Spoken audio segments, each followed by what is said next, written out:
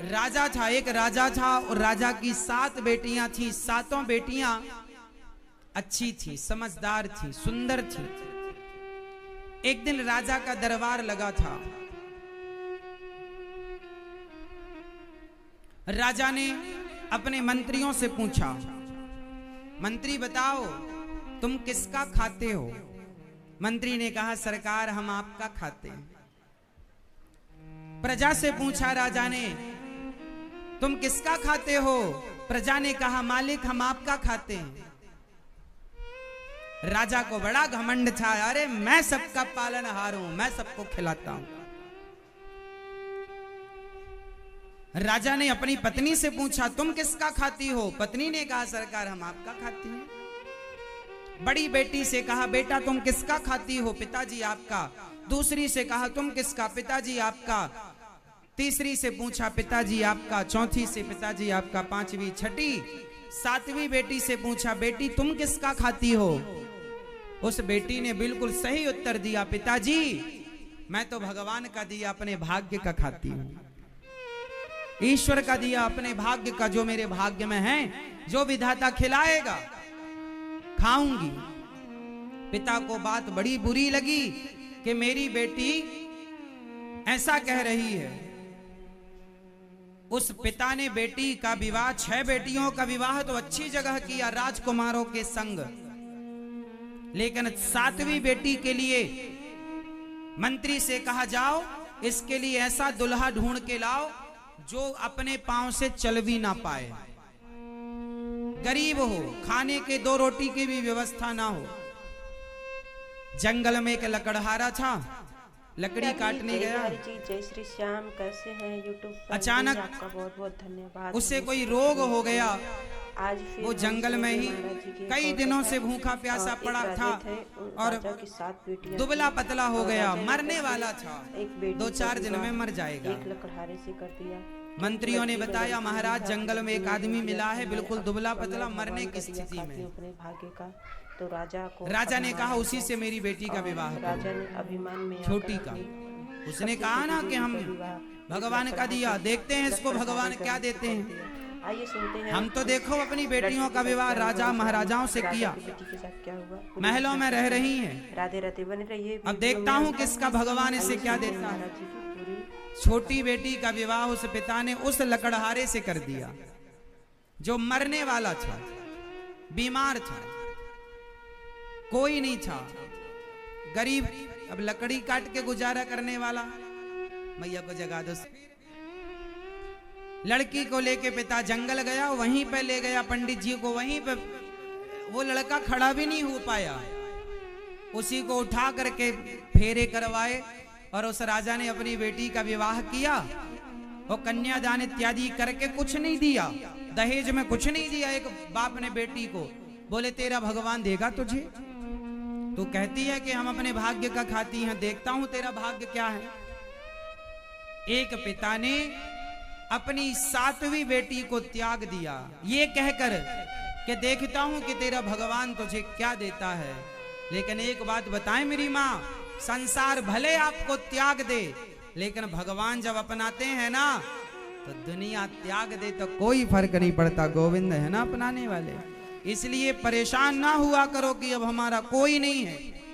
हैं जिनके नाच जगन्नाथ हो, वो कोई अनाथ नहीं हो सकता। सबके नाच, सबके नाच, नाचों के नाच जगन्नाथ, इसलिए उनके होते हुए कोई अनाथ। इसलिए वो लड़की, अब तो पिताजी चले गए, सारी फौज चली गई, जंगल में अब 2 लोग रह गए, एक लकड़हारा और एक राजा की 7वीं बेटी। दोनों पति पत्नी के रूप में हैं। उस स्त्री ने देखा, 7वीं बेटी ने देखा कि मेरा पति तो चल भी नहीं पाता। उसने पूछा अपने पति से, आपको क्या बीमारी है? उसने बताया कि मैं जंगल में आया, पता नहीं पेट में क्या हो गया, मैं चल भी नहीं पाया और पानी देने वाला भी कोई नहीं बचा। अब वो लड़की पत्नी धर्म निभा रही है। और देखिए, जीवन में स्ट्रगल करना पड़े, मेहनत करना पड़े तो करो, ये ना सोचो कि ये दिन क्यों आ गए, दिन तो आएंगे अच्छे दिन। बोलो मेरी माँ, कभी तुम लड़कपन में बच्चे होते हो तो कभी तुम जवान होते हो, तुम्हारे दिन बदल गए। कभी तुम दौड़ते खेलते थे, थकते नहीं थे, अब 4 कदम चलते हो थक जाते हो, दिन बदल गए ना। समय एक सा ना रहेगा साहब, ना लड़कपन सदा रहेगा, ना जवानी सदा रहेगी, ना बुढ़ापा। बदल रहा है संसार, महसूस करो, परिवर्तनशील संसार को महसूस करो। बदल रहा, कभी होठों पे हंसी होती है तो कभी आंखों में आंसू होते हैं, यही बदलाव है। जो लोग कल तक साथ थे वो लोग आज खिलाफ हो गए, यही तो बदलाव है प्रकृति का। संसार में आए हो, इन सब से गुजरना पड़ेगा। हंस के गुजरो, रो के गुजरो। इसलिए हर स्थिति परिस्थिति में भगवान का स्मरण बनाए रखो। वो लड़की कल तक राजमहलों में रहा करती थी, भाई राजा के ठाट वाट तो अलग थे, मस्त खाना, मस्त पहनना, मस्त सब चीजें। अब वो लकड़हारे के संग है, सादे कपड़े में।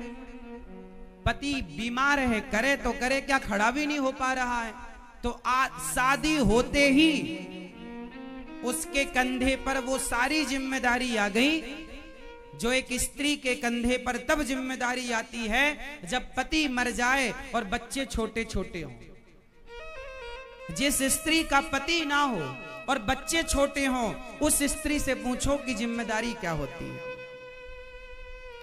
वो स्त्री की स्थिति इसके सामने थी। शादी होते ही उसी दिन से, उसी समय से अब वो जंगल की लकड़ियां काटे और लकड़ी काट काट करके वो पास के शहर गांव में जाए, बेचकर नई नवेली दुल्हन, हाथ की मेहंदी नहीं छूटी, और वो जंगल की लकड़ियां। राजा की बेटी, समय है साहब, समय है। कल तक रानी थी, कल तक राजा की बेटी थी, राजकुमारी थी, अब लकड़हारा की पत्नी हो गई। समय क्या से क्या ना बना दे, इसलिए समय बदलता है। और समय तुम्हें न चाहता, तुम्हारी कोई औकात नहीं, हमारी कोई हैसियत नहीं, हम सब समय के अधीन हैं। लोग कितना भी कहते हो कि मैं अपने बेटे को डॉक्टर बनाऊंगा, लोग कितना भी कहते हो मैं अपने बेटे को इंजीनियर बनाऊंगा, जज बनाऊंगा, ये बनाऊं, तुम कितना भी सपना देख लो, लेकिन बनेगा वही जो समय उसे बनाएगा। वो तो समय आएगा तो पता चलेगा कि तुम्हारा बेटा क्या बनेगा। तुम सपने कितने भी देख लो, तैयारियां कितनी भी कर लो, पर समय जो बनाएगा वो बनना पड़ेगा। समय कहेगा कि आलू का ठेला लगाओ तो ठेला लगाना पड़ेगा। समय कहेगा कि भीख मांगो तो भीख मांगना पड़ेगा। तुम कितना भी पढ़ लिख जाओ, लिख जाओ, क्या बड़े बड़े पढ़े लिखे इंजीनियर लोग क्या पानी पूरी का ठेला नहीं लगा रहे हैं? क्या सब्जी नहीं बेच रहे हैं? समय सब कराता है मेरी माँ। इसलिए तुम्हारे हाथ में तुम्हारे बच्चों की डोर नहीं है। तुम माँ बाप हो, अच्छा सोच सकते हो बच्चों के लिए, पर होगा वही, हुई है सोई जो राम रचि राखा। यही विधि का विधान है। अब वो लड़की जंगल की लकड़ियां काट करके गांव शहर में बेचती, जो पैसा मिलता अपने पति के लिए वैद्य जी से दवाई लाती, पति को दवाई देती और थोड़ा दूध लाती, थोड़ा सा।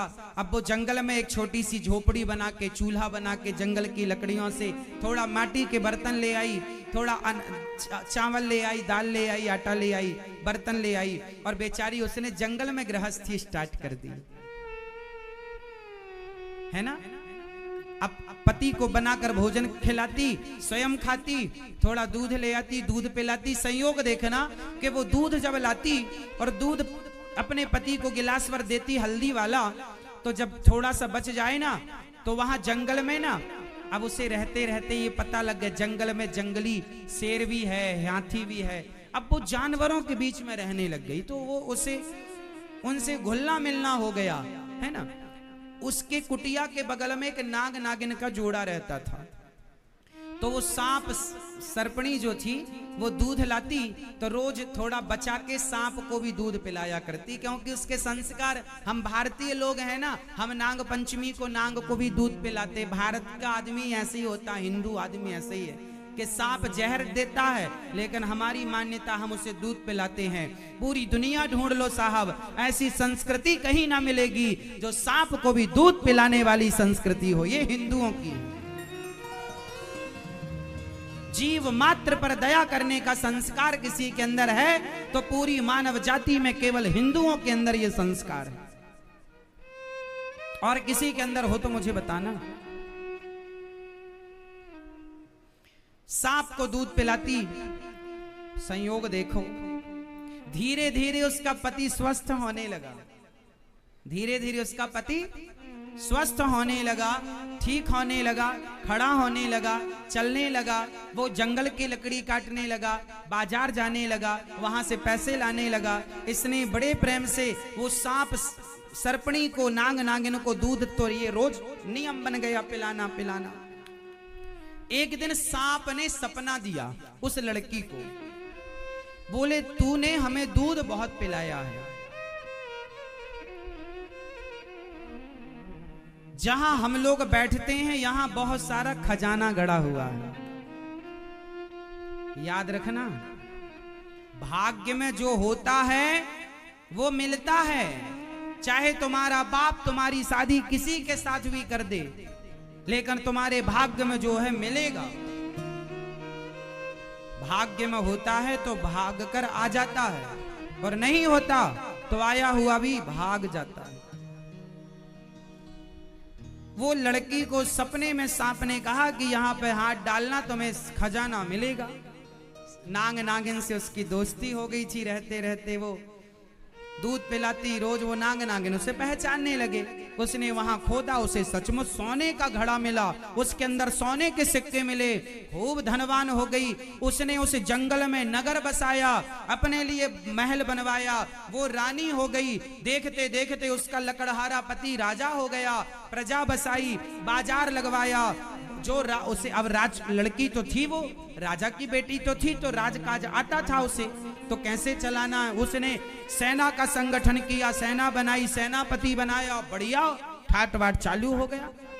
टैक्स लेने लग गई और प्रजा की सेवा, खूब लंगर भंडारा लगवाया, कोई मेरे राज्य में भूखा नहीं रहेगा, खूब भंडारा, खूब दान पुण्य किया। सांप सर्पणी ने भी सोचा कि जब ये हमें दूध पिलाती है तो इसे धन मिल जाएगा, तो ये सदुपयोग ही करेगी। याद रखना, भगवान भी धन उसी को देते हैं जो अपने धन का सदुपयोग करता है। ईश्वर कहते हैं तूने सही जगह खर्च किया, तुझे देने से ठीक है, तू सेवा करता है। जो अपने परिवार में लगा रहता है, केवल अपना ही पेट भरे और सुरा सुंदरी में लगाए, भगवान उन्हें ज्यादा दिन देख के देख लेते हैं, तुझे देने का लाभ नहीं है। वो लड़की देखते देखते महारानी हो गई। एक दिन की बात है कि वो रोज का नियम था कि वो रोज सबको, अब 20 साल हो गए इस बात को। कितने साल हो गए? 20 साल हो गए।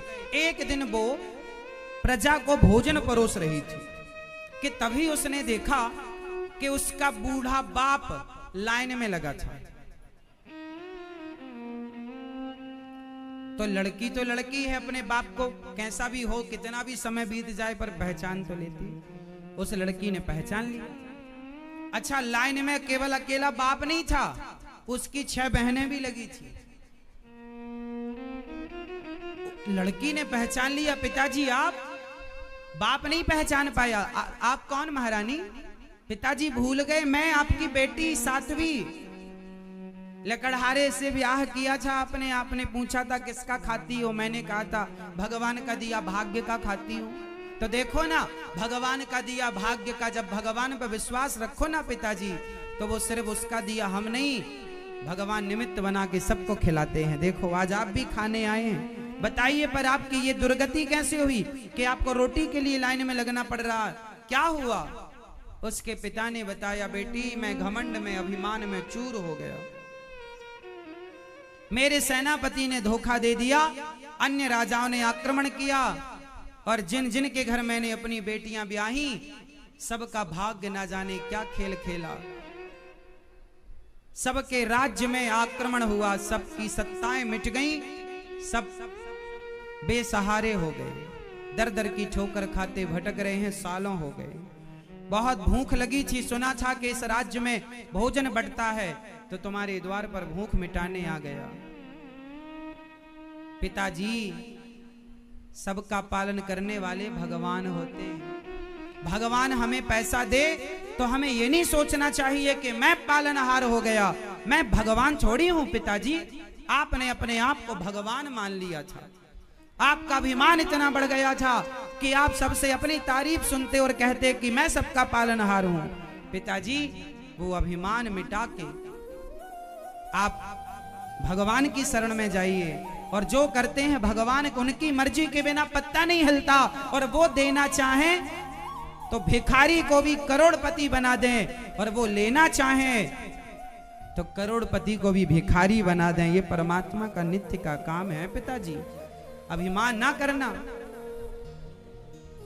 उस लड़की ने अपनी सेना भिजवाई, अपने सेनापति को आदेश दिया कि पिताजी के राज्य पर जिसने आक्रमण किया हो उस राजा को पराजित किया जाए। सेनापति गया, राजा इत्यादि उसकी टुकड़ी गई, उसने पराजित किया, अपने पिता का राज्य लौटाया, अपनी बहनों का भी उसने राज्य लौटाया, और अपनी बहनों का राज्य लौटाकर उसने सबका ये घमंड मिटा दिया कि मैं करता हूं। करते कौन हैं? इसलिए आप कभी अपने आप को करता नहीं मानेंगे। हर व्यक्ति अपने अपने भाग्य का खाता है, कोई किसी को नहीं खिलाता, कोई किसी को नहीं खिला सकता।